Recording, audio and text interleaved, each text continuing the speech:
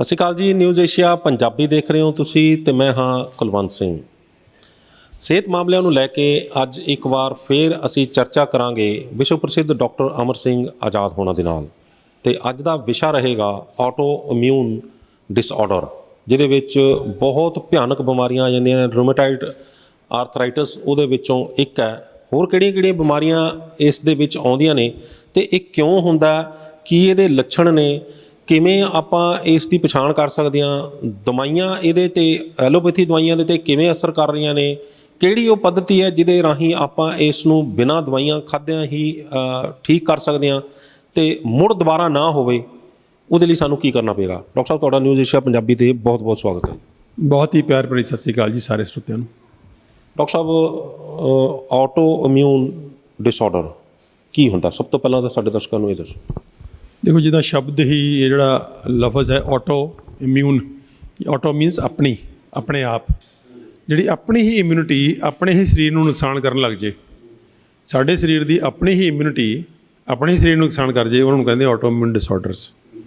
Auto immune disorder ਜਿਹੜੇ ਨੇ ਉਹ ਕਿਸਮ ਦੀ, ਆਪਾਂ ਜੇ ਆਮ ਸ਼ਬਦਾਵਲੀ 'ਚ ਕਹੀਏ, ਆਮ ਭਾਸ਼ਾ 'ਚ ਕਹੀਏ ਤਾਂ ਇੱਕ ਕਿਸਮ ਦੀ ਕਰੋਨਿਕ ਐਲਰਜੀ ਹੈ ਇਹ। ਇੱਕ ਹੁੰਦੀ ਅਕਿਊਟ ਐਲਰਜੀ, ਜਦੋਂ ਮੰਨ ਲਓ ਕਿਸੇ ਬੰਦੇ ਨੂੰ ਧੂੜ ਤੋਂ ਛਿੱਕਾਂ ਲੱਗ ਜਾਂਦੀਆਂ ਨੇ, ਧੂੜ ਉੜੀ ਨਹੀਂ ਤਾਂ ਛਿੱਕਾਂ ਲੱਗੀਆਂ ਨਹੀਂ। ਦੂਜੇ ਬੰਦੇ ਨੂੰ ਕੰਬਲ ਤੋਂ ਛਿੱਕਾਂ ਲੱਗ ਜਾਂਦੀਆਂ ਨੇ। ਤੀਜਾ ਕੋਈ ਬੰਦਾ ਹੈ ਉਹ ਫੁੱਲਾਂ ਕੋਲ ਜਾਵੇ, ਉਹਨੂੰ ਛਿੱਕਾਂ ਲੱਗ ਜਾਂਦੀਆਂ ਨੇ। ਬਹੁਤ ਲੋਕਾਂ ਨੂੰ ਬਹੁਤ ਸਾਰੇ ਧੱਫੜ ਉੱਠ ਖੜਦਾ ਇੱਕਦਮ।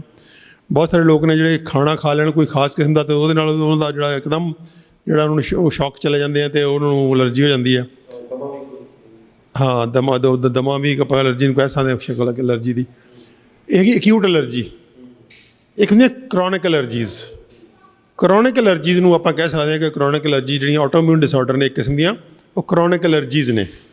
ਤਾਂ ਐਲਰਜੀ ਦਾ ਮਤਲਬ ਕੀ ਹੁੰਦਾ ਹੈ? ਐਲਰਜੀ ਦਾ ਮਤਲਬ ਹੈ ਕਿ ਕੋਈ ਪ੍ਰੋਟੀਨ ਜਿਹੜਾ ਤੁਹਾਡੀ ਬਾਡੀ ਉਹਨੂੰ ਆਪਣਾ ਨਹੀਂ ਸਮਝ ਰਹੀ, ਲੇਕਿਨ ਉਹ ਖੂਨ 'ਚ ਪਹੁੰਚ ਰਿਹਾ ਕਿਸੇ ਕਾਰਨ ਕਰਕੇ, ਉਹਨੂੰ ਬਾਡੀ ਫਿਰ ਰਿਐਕਟ ਕਰਦੀ ਬਹੁਤ ਬੁਰੀ ਤਰ੍ਹਾਂ। ਕਿਉਂਕਿ ਬਾਡੀ ਦੇ ਅੰਦਰ ਕਿਆ ਸਿਸਟਮ ਹੈ, ਕੁਦਰਤ ਦੇ ਇੱਕ ਆਪਾਂ ਬੇਸਿਕ ਗੱਲ ਸਮਝ ਲਈ ਆਪਾਂ, ਕਿਉਂ ਕੁਦਰਤ ਰਿਐਕਟ ਕਰਦੀ ਹੈ। ਨਹੀਂ ਤਾਂ ਆਪਾਂ ਨੂੰ ਲੱਗੂਗਾ ਵੀ ਪਤਾ ਨਹੀਂ ਕੁਦਰਤ ਬੌਲੀ ਹੈ।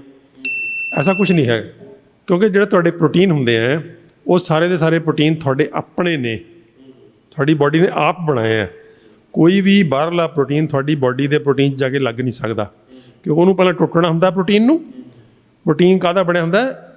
ਅਮਾਈਨੋ ਐਸਿਡਸ ਦਾ, ਉਹਨੂੰ ਅਸੀਂ ਕਹਿੰਦੇ ਅਮਾਈਨੋ ਐਸਿਡਸ। ਪ੍ਰੋਟੀਨ ਨੂੰ ਤੁਸੀਂ ਐਂ ਸਮਝ ਲਓ ਕਿ ਜਿਹਦੇ ਅਮਾਈਨੋ ਐਸਿਡ ਦੇ ਅਮਾਈਨੋ ਐਸਿਡ ਬਣ ਕੇ ਹੋਣ ਅਤੇ ਪ੍ਰੋਟੀਨ ਇੱਕ ਮਾਲਾ ਹੋਵੇ।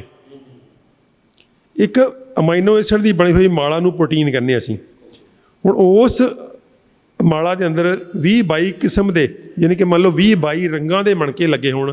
ਇੰਨੀ ਸੋਹਣੀ ਮਾਲਾ ਉਹ ਕਿ 20-22 ਰੰਗਾਂ ਦੇ ਮਣਕੇ, ਕਿਤੇ ਜਾਮਣੀ ਹੈ, ਕਿਤੇ ਪੀਲਾ ਹੈ, ਕਿਤੇ ਲਾਲ ਹੈ, ਕਿਤੇ ਨੀਲਾ ਹੈ, ਕਿਤੇ ਹਰਾ, ਤਾਂ ਉਹਦੀ ਇੱਕ ਡੈਕੋਰੇਟ ਕਰਕੇ ਇੱਕ ਪ੍ਰੋਟੀਨ ਬਣਦਾ। ਉਹ ਜਿਹੜੇ ਮਣਕੇ ਨੇ ਉਹ ਉਹੀ ਨੇ 22-24 ਕਿਸਮ ਦੇ ਜਿਹੜੇ ਹੁੰਦੇ ਆ। ਟੋਟਲ ਸਾਰਾ ਜੀਵਨ ਉਹਦਾ ਬਣਿਆ ਹੋਇਆ। ਉਹਨਾਂ 22-24 ਕਿਸਮ ਦੇ ਜਿਹੜੇ ਮਣਕਿਆਂ ਦਾ ਹੀ ਸਾਰਾ ਜੀਵਨ ਬਣਿਆ ਹੋਇਆ, ਉਹਦੇ ਹੀ ਪ੍ਰੋਟੀਨ ਨੇ। ਹੁਣ ਉਹ ਕੋਈ 1 ਨੰਬਰ 'ਤੇ ਹੈ ਤਾਂ ਉਹ 4 ਨੰਬਰ 'ਤੇ ਹੈ, ਕੋਈ 5 ਨੰਬਰ 'ਤੇ। ਉਹਦੀ ਸਿਰਫ ਅਰੇਂਜਮੈਂਟ 'ਚ ਫਰਕ ਹੈ। ਅਤੇ ਜਿਹੜੇ ਮਨੁੱਖ ਦਾ ਪ੍ਰੋਟੀਨ ਦਾ ਅਰੇਂਜਮੈਂਟ ਹੈ ਉਹ ਬਿਲਕੁਲ ਅੱਡਰਾ ਹੈ। ਸੋ ਮਨੁੱਖ ਦੇ ਵਿੱਚ ਜਿੰਨੇ ਸਾਡੇ ਜਿਸ ਚੀਜ਼ ਤੋਂ ਸਾਡਾ ਸਰੀਰ ਬਣਿਆ ਹੋਇਆ ਹੈ, ਉਹੀ ਸਰੀਰ ਸਾਡੇ ਪ੍ਰਜਨਨ ਅੰਗਾਂ 'ਚ ਹੈ। ਉਹੀ ਪ੍ਰੋਟੀਨ ਸਾਡੇ ਪ੍ਰਜਨਨ ਅੰਗਾਂ ਤੋਂ ਸਾਡੇ ਅਗਲੀ ਪੀੜ੍ਹੀ ਜਾਣਾ ਹੈ। ਹੁਣ ਮੰਨ ਲਓ ਸਾਡੇ ਪ੍ਰੋਟੀਨ ਦੇ ਵਿੱਚ ਜਾ ਕੇ, ਮੇਰੇ ਸਰੀਰ ਦੇ ਪ੍ਰੋਟੀਨ 'ਚ ਜਾ ਕੇ ਕੋਈ ਵਿਦੇਸ਼ੀ ਪ੍ਰੋਟੀਨ ਬੈਠ ਜਾਵੇ। ਮੰਨ ਲਓ ਮੈਂ ਖਾਇਆ ਮੁਰਗਾ, ਅਤੇ ਮੁਰਗੇ ਦਾ ਪ੍ਰੋਟੀਨ ਮੇਰੇ ਪ੍ਰੋਟੀਨ ਨਾਲ ਜਾ ਕੇ ਜੁੜ ਜਾਵੇ, ਅਤੇ ਮੇਰੇ ਜਿਹੜਾ ਵੀਰਜ ਹੈ ਉਹ ਅਗਲੀ ਪੀੜ੍ਹੀ ਤੱਕ ਕੀ ਪਹੁੰਚੇਗਾ। ਕਿੱਡਾ ਖਤਰਨਾਕ ਕੰਮ ਹੈ। ਤਾਂ ਕੁਦਰਤ ਉਹ ਖਤਰਾ ਬਿਲਕੁਲ ਨਹੀਂ ਲੈਣਾ ਚਾਹੁੰਦੀ, ਕੁਛ ਹੋਰ ਹੀ ਬਣ ਜਾਏਗਾ। ਕੁਦਰਤ ਜਿਹੜੀ ਸਪੀਸੀਜ਼ ਦੀ ਪਿਓਰਿਟੀ ਹੈ, ਜੋ ਜਿਸ ਢੰਗ ਨਾਲ ਕੁਦਰਤ ਨੂੰ ਬਣਾਇਆ ਉਹਨੇ, ਕੁਦਰਤ ਨੂੰ ਪੈਦਾ ਕਰ ਰਹੀ, ਉੱਦਾਂ ਹੀ ਉਹਨੂੰ ਅੱਗੇ ਲੈ ਕੇ ਜਾਣਾ ਚਾਹੁੰਦੀ ਹੈ। ਇਸ ਕਰਕੇ ਕੁਦਰਤ ਇਹ ਕਦੀ ਬਰਦਾਸ਼ਤ ਨਹੀਂ ਕਰਦੀ ਕਿ ਉਸ ਪ੍ਰਜਾਤੀ ਦੇ ਸਰੀਰ ਦੇ ਅੰਦਰ ਕੋਈ ਐਸਾ ਪ੍ਰੋਟੀਨ ਜਾ ਕੇ ਅਟੈਚ ਹੋ ਜਾਵੇ ਜਿਹੜਾ ਉਹਦੀ ਆਉਣ ਵਾਲੀ ਨਸਲ ਨੂੰ ਬਹੁਤ ਹੀ ਅਜੀਬ ਕਿਸਮ ਦੀ ਜਾਂ ਕੁਦਰਤ ਤੋਂ ਬਾਹਰ ਹੀ ਹੋ ਕੇ ਕੋਈ ਚੀਜ਼ ਪੈਦਾ ਹੋ ਜਾਵੇ। ਅਤੇ ਇਸ ਕਰਕੇ ਕੁਦਰਤ ਨੇ ਇੱਕ ਐਸਾ ਸਿਸਟਮ ਬਣਾਇਆ ਕਿ ਕੋਈ ਵੀ ਬਾਹਰਲਾ ਪ੍ਰੋਟੀਨ ਤੁਹਾਡੇ ਪ੍ਰੋਟੀਨ ਦੇ ਅੰਦਰ ਜਾ ਕੇ ਲੱਗ ਨਹੀਂ ਸਕਦਾ। ਅਤੇ ਉਹਨੂੰ ਰਿਜੈਕਟ ਕਰਨ ਵਾਸਤੇ ਇੱਕ ਸਿਸਟਮ ਬਣਾਤਾ ਐਲਰਜੀ, ਕਿ ਜੇ ਕੋਈ ਪ੍ਰੋਟੀਨ ਕੋਸ਼ਿਸ਼ ਕਰੇਗਾ ਤਾਂ ਉਹ ਸਰੀਰ ਬਹੁਤ ਬੁਰੀ ਤਰ੍ਹਾਂ ਰਿਐਕਟ ਕਰੇਗਾ ਉਹਦੇ 'ਚ। ਉਹ ਰਿਐਕਟ ਕਰੇਗਾ ਤਾਂ ਉਹਨੂੰ ਕਹਿੰਦੇ ਐਲਰਜੀ, ਕਿ ਤੁਹਾਨੂੰ ਉਹ ਮੈਸੇਜ ਦੇ ਰਹੀ ਕੁਦਰਤ ਕਿ ਭਾਈ ਸਾਹਿਬ ਇਹਨੂੰ ਨਾ ਟੱਚ ਇਸ ਚੀਜ਼ ਦੇ ਨੇੜੇ ਨਾ ਜਾਇਆ ਕਰੋ, ਖਤਰਨਾਕ ਹੈ ਤੁਹਾਡੇ ਲਈ। ਚਾਹੇ ਉਹ ਡਸਟ ਦੇ ਵਿੱਚ ਪ੍ਰੋਟੀਨ ਹੈ ਕੋਈ, ਚਾਹੇ ਉਹ ਫੁੱਲਾਂ 'ਚ ਪ੍ਰੋਟੀਨ ਹੈ ਕੋਈ, ਚਾਹੇ ਉਹ ਕੰਬਲ ਦੇ ਵਾਲਾਂ 'ਚ ਪ੍ਰੋਟੀਨ ਹੈ ਕੋਈ, ਚਾਹੇ ਕਿਸੇ ਵੀ ਫੂਡ 'ਚ ਕੋਈ ਪ੍ਰੋਟੀਨ ਹੈ। ਉਦਾਹਰਨ ਦੇ ਤੌਰ 'ਤੇ ਮੈਂ ਅੰਡੇ ਤੋਂ ਅਲਰਜਿਕ ਹਾਂ।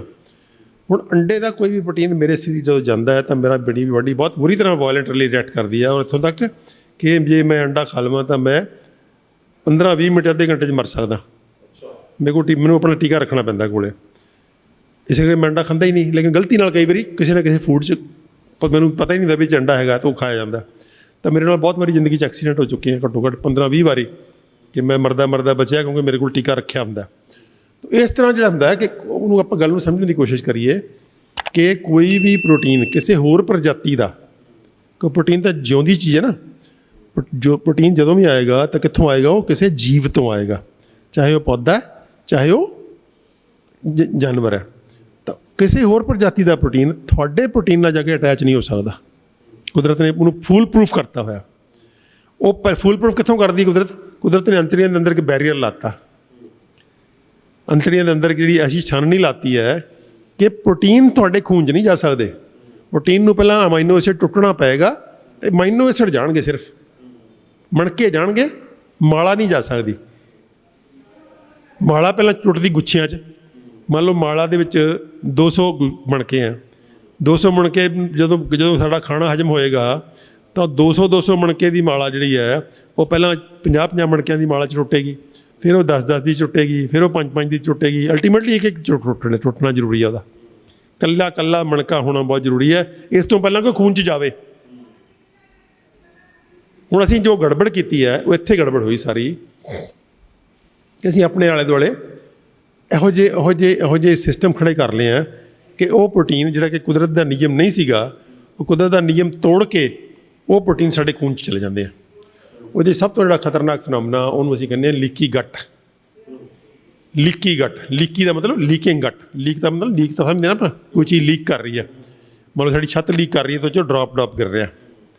ਜਿੱਦਾਂ ਜਾਂ ਮੰਨ ਲਓ ਨਲਕੇ 'ਚ ਫਿਲਟਰ ਲੱਗਿਆ ਹੁੰਦਾ। ਫਿਲਟਰ ਜਿਹੜਾ ਕਾਹਦੇ ਵਾਸਤੇ ਲਾਇਆ ਹੁੰਦਾ ਕਿ ਕਿਉਂਕਿ ਥੱਲੇ ਜਿੱਥੋਂ ਪਾਣੀ ਆਉਣਾ ਉੱਥੇ ਰੇਤਾ, ਅਤੇ ਰੇਤ ਨਾਲ ਨਾ ਆਵੇ ਉਹਦੇ ਲਈ ਫਿਲਟਰ ਲਾ ਦਿੰਦੇ ਹਾਂ ਅਸੀਂ।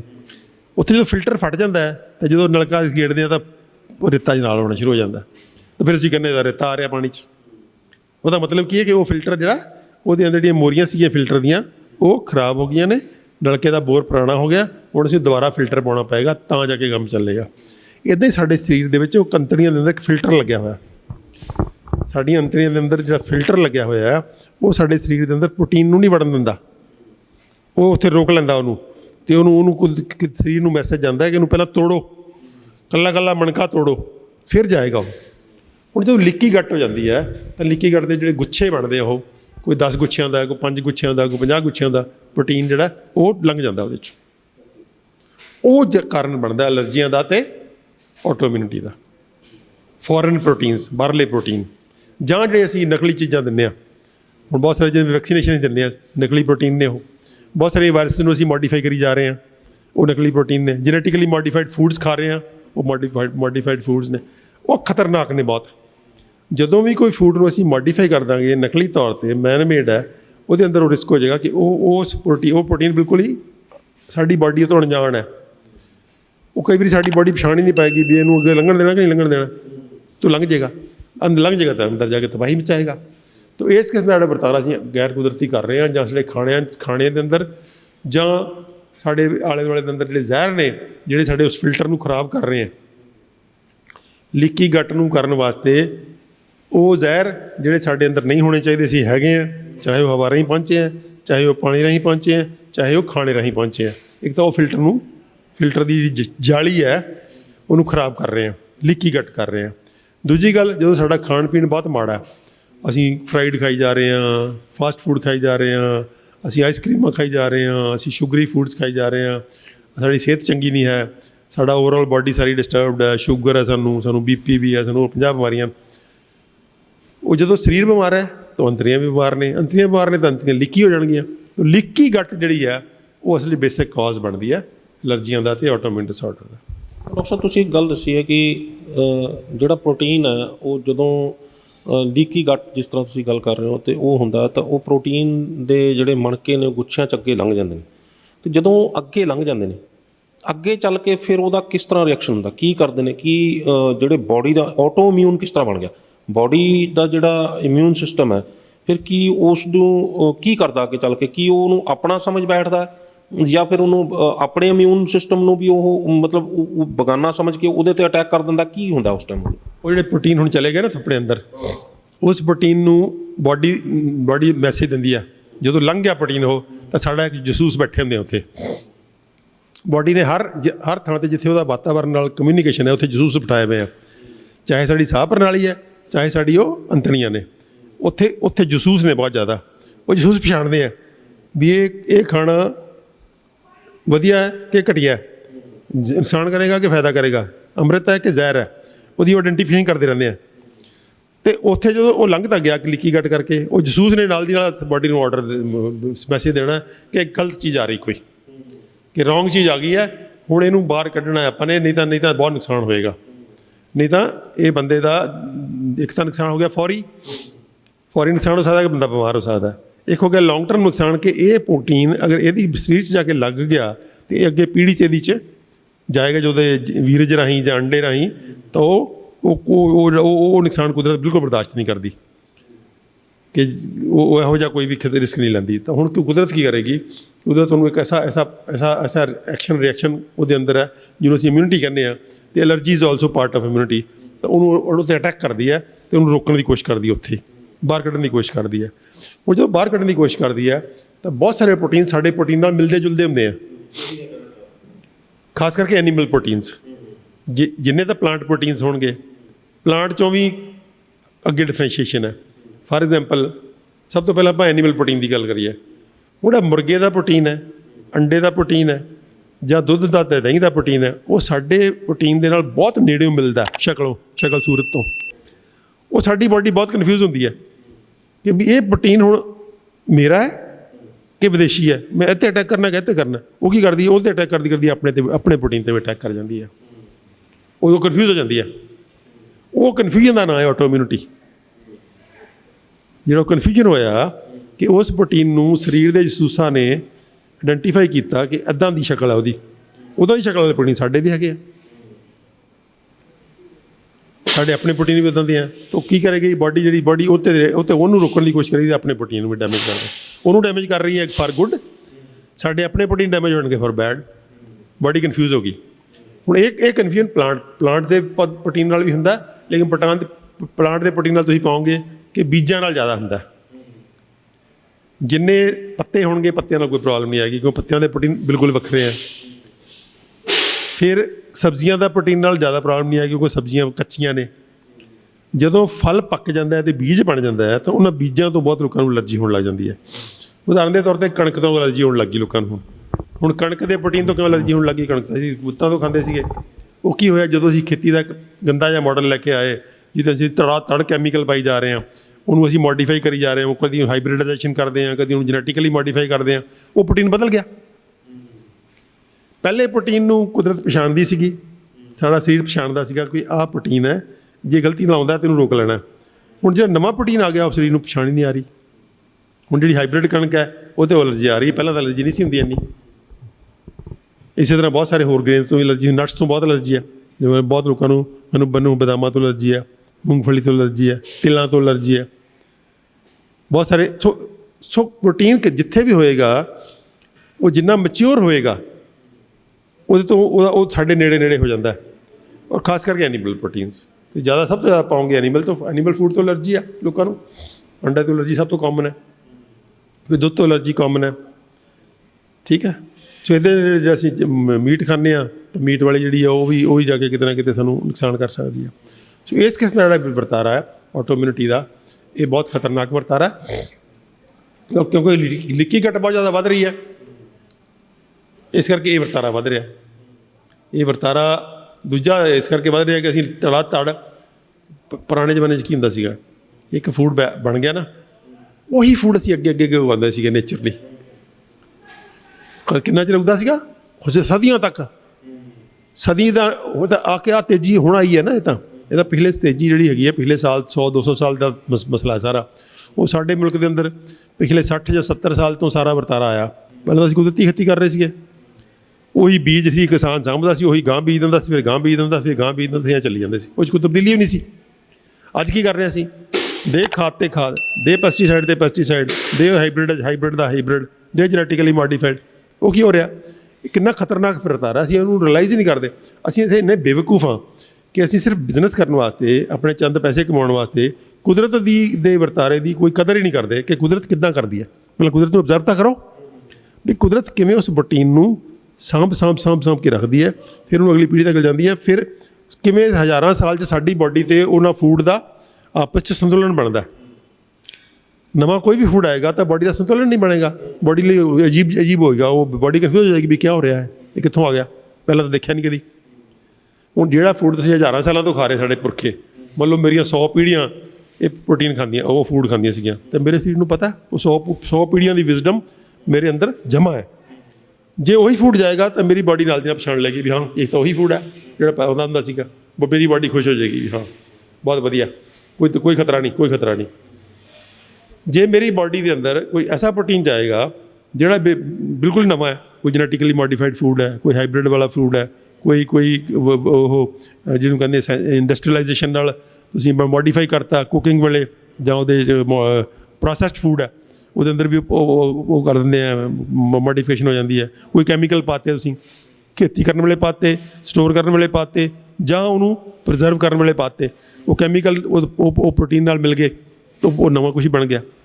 ਤਾਂ ਫੂਡ ਇੱਕ ਬਹੁਤ ਸੈਂਸਿਟਿਵ ਚੀਜ਼ ਹੁੰਦੀ ਹੈ। ਇਸੇ ਤਰ੍ਹਾਂ ਹਵਾ ਅਤੇ ਪਾਣੀ ਬਹੁਤ ਸੈਂਸਿਟਿਵ ਨੇ। ਹਵਾ 'ਚ ਜਿੰਨੇ ਵੀ ਪੋਲਿਊਸ਼ਨ ਹੋਏਗੀ ਅਲਟੀਮੇਟਲੀ ਤੁਹਾਡੇ ਅੰਦਰ ਐਕਸਪ੍ਰੈਸ ਕਰੇਗੀ, ਪਾਣੀ 'ਚ ਜਿੰਨੀ ਪੋਲਿਊਸ਼ਨ ਹੋਏਗੀ ਤੁਹਾਡੇ ਐਕਸਪ੍ਰੈਸ ਕਰੇਗੀ, ਫੂਡ 'ਚ ਜਿੰਨੇ ਵੀ ਨਵੇਂ ਟੌਕਸਿਨਸ ਆਉਣਗੇ, ਨਵੀਂ ਜਾਣਗੇ ਤੁਹਾਨੂੰ। ਤਾਂ ਇਹ ਜਿਹੜਾ ਸਾਡਾ ਸੰਤੁਲਨ ਬਣਿਆ ਹੁੰਦਾ ਕੁਦਰਤ ਦੇ ਨਾਲ, ਬਹੁਤ ਸਦੀਆਂ ਤੋਂ, ਹਜ਼ਾਰਾਂ ਸਾਲ ਤੋਂ ਬਣਿਆ ਹੋਇਆ, ਲੱਖਾਂ ਸਾਲ ਤੋਂ, ਉਹ ਸੰਤੁਲਨ ਜਿਹੜਾ ਉਹ ਇੱਕ ਦੂਜੇ ਨਾਲ ਜਿਹਨੂੰ ਕਹਿੰਦੇ ਤਾਲਮੇਲ ਬਣਿਆ ਹੋਇਆ ਸਾਡਾ ਕੁਦਰਤ ਨਾਲ। ਸਾਡਾ ਕੁਦਰਤ ਨਾਲ ਕੌਨਸਟੈਂਟ ਰਿਸ਼ਤਾ ਹੈ, ਹਵਾ ਦਾ ਵੀ, ਪਾਣੀ ਦਾ ਵੀ, ਅਤੇ ਫੂਡ ਦਾ ਵੀ, ਮਿੱਟੀ ਦਾ ਵੀ। ਸੋ ਉਹ ਰਿਸ਼ਤੇਦਾਰੀ ਜਦੋਂ ਤਾਂ ਉੱਦਾਂ ਹੀ ਹੁੰਦੀ ਜਿੱਦਾਂ ਪਹਿਲਾਂ ਚੱਲ ਰਹੀ ਹੈ, ਤਾਂ ਸਰੀਰ ਲਈ ਕੋਈ ਤਾਂ ਸਮੱਸਿਆ ਨਹੀਂ। ਲੇਕਿਨ ਜਦੋਂ ਉਹ ਬਦਲਦਾ ਤਾਂ ਨਾਲ ਦੀ ਨਾਲ ਬਾਡੀ ਨੂੰ ਫਿਰ ਰੀਐਡਜਸਟ ਕਰਨਾ ਪੈਂਦਾ, ਨਾਲ ਦੀ ਨਾਲ ਉਹਨੂੰ ਜੀਨਸ ਬਦਲਣੇ ਪੈਂਦੇ ਆ, ਨਾਲ ਦੀ ਨਾਲ ਉਹਨੂੰ ਕੁਛ ਨਾ ਕੁਛ ਬਹੁਤ ਜ਼ਿਆਦਾ ਲੰਬੇ ਚੌੜੇ ਪ੍ਰੋਸੈਸਿਸ ਕਰਨੇ ਪੈਂਦੇ ਆ, ਤਾਂ ਜਾ ਕੇ ਉਹ ਫਿਰ ਸੰਤੁਲਨ ਬਣਦਾ। ਨਹੀਂ ਸੰਤੁਲਨ ਬਣੇਗਾ ਤਾਂ ਬਾਡੀ ਰਿਐਕਟ ਕਰੇਗੀ। ਸੋ ਉਹ ਰਿਐਕਸ਼ਨ ਦਾ ਨਾਂ ਜਿਹੜਾ ਐਲਰਜੀ ਹੈ, ਜੇ ਅਕਿਊਟ ਹੋ ਜਾਂਦੀ ਐਲਰਜੀ ਹੈ, ਜੇ ਕ੍ਰੋਨਿਕ ਹੈ ਤਾਂ ਉਹ ਆਟੋਇਮਿਊਨ ਡਿਸਆਰਡਰ ਹੈ। ਹੁਣ ਡਾਕਟਰ ਸਾਹਿਬ ਆਪਾਂ ਇੱਧਰ ਆਈਏ ਕਿ ਬਾਡੀ ਦੇ ਅੰਦਰ ਗੁੱਛਿਆਂ 'ਚ ਪ੍ਰੋਟੀਨ ਅੱਗੇ ਲੰਘ ਗਿਆ, ਅਤੇ ਲੀਕ ਗਟ ਤੋਂ ਬਾਅਦ ਗੁੱਛਿਆਂ 'ਚ ਪ੍ਰੋਟੀਨ ਅੱਗੇ ਲੰਘ ਗਿਆ, ਉਹਦੇ 'ਤੇ ਅਟੈਕ ਕੀਤਾ ਬਾਡੀ ਨੇ, ਆਪਣੇ ਹੀ ਪ੍ਰੋਟੀਨ ਦੇ ਉੱਤੇ ਵੀ, ਆਪਣੇ ਵੀ ਜਿਹੜੇ ਪ੍ਰੋਟੀਨ ਦੇ ਉੱਤੇ ਵੀ ਉਹਨੇ ਅਟੈਕ ਕਰ ਲਿਆ, ਅਤੇ ਉਹ ਜਿਹੜਾ ਬਿਮਾਰੀ ਦੀ ਸ਼ਕਲ ਲੈ ਗਿਆ ਅੱਗੇ ਚੱਲ ਕੇ। ਹੁਣ ਆਈਏ ਵੀ ਕਿਹੜੀ ਉਹ ਚੀਜ਼ ਹੈ ਵੀ ਜਿਹੜੀ ਇਹ ਅਲੱਗ-ਅਲੱਗ ਬਿਮਾਰੀਆਂ ਪੈਦਾ ਕਰਦੀ। ਹੁਣ ਜਿਵੇਂ ਜਿਹੜਾ ਰੋਮੇਟਾਇਡ ਆਰਥਰਾਈਟਸ ਹੈ, ਜਿਸ ਤਰ੍ਹਾਂ ਤੁਸੀਂ ਇਹ ਵੀ ਦੱਸ ਰਹੇ ਸੀ, ਕਿਹੜੀਆਂ ਬਿਮਾਰੀਆਂ ਉਹ ਕਿੱਦਾਂ ਹੁੰਦੀਆਂ ਨੇ ਫਿਰ ਅੱਗੇ ਚੱਲ ਕੇ ਉਹਨੂੰ? ਬਿਲਕੁਲ, ਜਿਹੜੀਆਂ ਹੁਣ ਕੁਛ ਬਿਮਾਰੀਆਂ ਨੇ ਜਿਹੜੀਆਂ ਤਾਂ ਐਸਟੈਬਲਿਸ਼ ਹੋ ਚੁੱਕੀਆਂ ਨੇ ਕਿ ਆਟੋਇਮਿਊਨ ਨੇ ਇਹ, ਜਿਹਦੇ ਬਾਰੇ ਖੋਜਾਂ ਬੜੇ ਲੰਬੇ ਸਮੇਂ ਤੋਂ ਹੋ ਰਹੀਆਂ ਸੀਗੀਆਂ, ਅਤੇ ਹੁਣ ਉਹਦੇ 'ਤੇ ਲੇਬਲ ਲੱਗਿਆ ਹੋਇਆ ਵੀ ਆਟੋਇਮਿਊਨ ਡਿਸਆਰਡਰ ਨੇ। ਉਹ ਵੀ ਕਾਫੀ ਸਾਰੀਆਂ ਨੇ, ਜਿਹਦੇ 'ਚ 10-15 ਕਾਮਨ ਬਿਮਾਰੀਆਂ ਹੈਗੀਆਂ ਨੇ, ਉਹ ਆਪਾਂ ਤੋਂ ਗਿਣ ਲੈਂਦੇ ਹਾਂ। ਗਠੀਆ ਜਿਹੜਾ ਰੋਮੇਟਾਇਡ ਆਰਥਰਾਈਟਸ ਨੂੰ ਆਟੋਇਮਿਊਨ ਡਿਸਆਰਡਰ ਹੈ। ਡਾਇਬਟੀਜ਼ ਟਾਈਪ 1 ਪਾਰਟੀਕੂਲਰਲੀ ਆਟੋਇਮਿਊਨ ਡਿਸਆਰਡਰ ਹੈ। ਟਾਈਪ 2 ਬਾਰੇ ਡਾਊਟਫੁਲ ਨੇ ਲੋਕ, ਟਾਈਪ 2 ਬਾਰੇ ਵੀ ਡਾਊਟ ਹੈ, ਕੁਛ ਸਟੱਡੀਜ਼ ਕਹਿੰਦੀਆਂ ਨੇ ਕਿ ਆਟੋਇਮਿਊਨ ਡਿਸਆਰਡਰ ਹੋ ਸਕਦਾ ਹੈ, ਲੇਕਿਨ ਟਾਈਪ 1 ਤਾਂ ਪੱਕਾ ਆਟੋਇਮਿਊਨ ਡਿਸਆਰਡਰ ਹੈ ਜਿਹੜਾ ਬੱਚਿਆਂ ਦੀ ਡਾਇਬਟੀਜ਼ ਹੈ।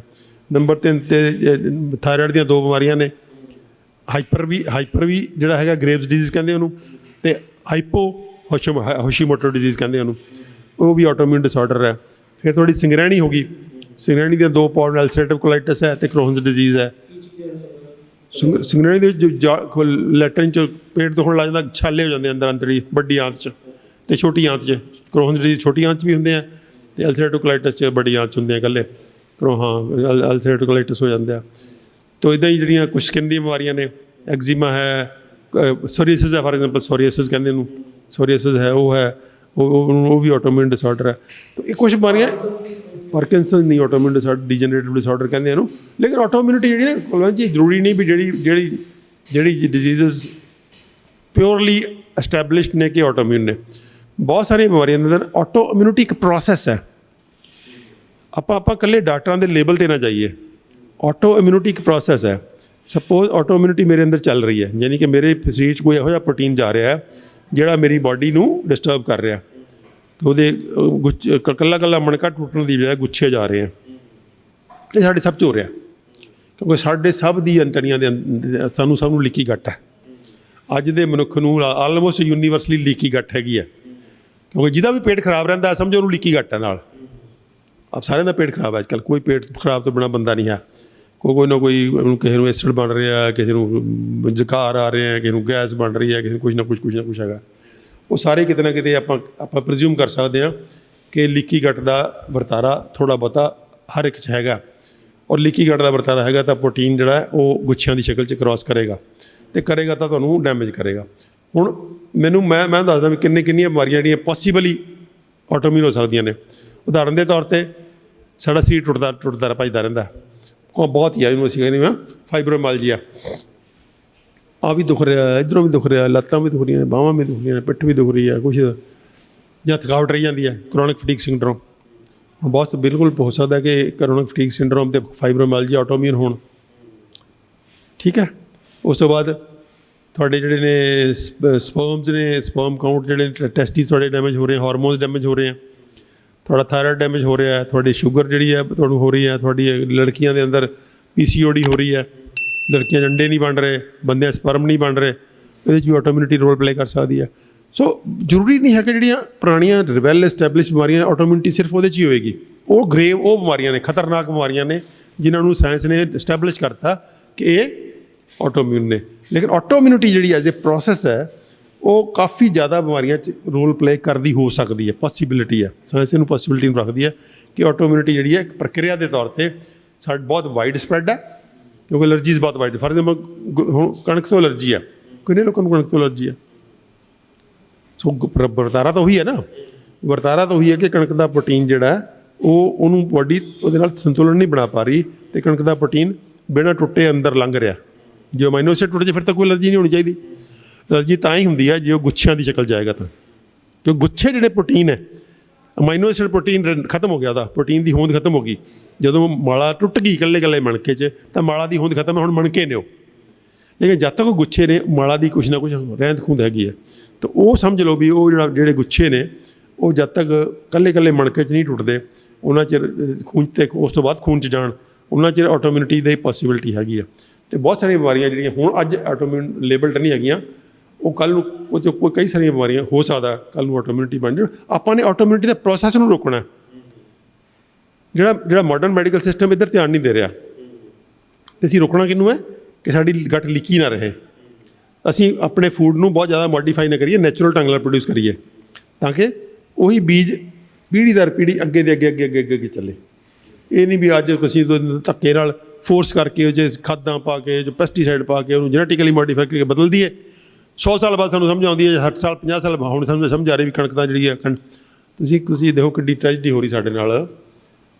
ਪੰਜਾਬ ਨੂੰ ਕਣਕ ਦੀ ਰਾਹ ਪਾਤਾ ਨਾ ਵੀ ਇਕੱਲੀ ਕਣਕ ਬੀਜੋ, ਹਾੜੀ 'ਚ ਸੌਣੀ ਚੌਲ ਬੀਜੋ।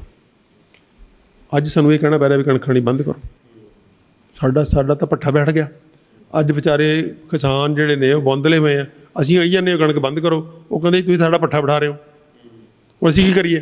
ਕਣਕ ਸਾਡੇ ਕੋਲ ਐਵੀਡੈਂਸ ਆ ਰਹੀ ਹੈ ਕਿ ਕਣਕ ਬਿਮਾਰ ਕਰ ਰਹੀ ਹੈ। ਅਤੇ ਕਿੱਡੀ ਵੱਡੀ ਟ੍ਰੈਜਡੀ ਹੋ ਗਈ, ਸੋਸ਼ਲ ਟ੍ਰੈਜਡੀ ਹੈ, ਸਿਵਲਾਈਜੇਸ਼ਨ ਦੀ ਟ੍ਰੈਜਡੀ ਹੈ ਕਿ ਜਿਸ ਫਸਲ ਦੇ ਤੁਸੀਂ 60 ਸਾਲ ਤੋਂ ਜਿਸ ਫਸਲ ਦੇ ਰਾਹ ਪਾਇਆ, ਅਲਟੀਮੇਟਲੀ ਉਸ ਫਸਲ ਤੁਹਾਨੂੰ ਤਬਾਹ ਕਰ ਰਹੀ ਹੈ।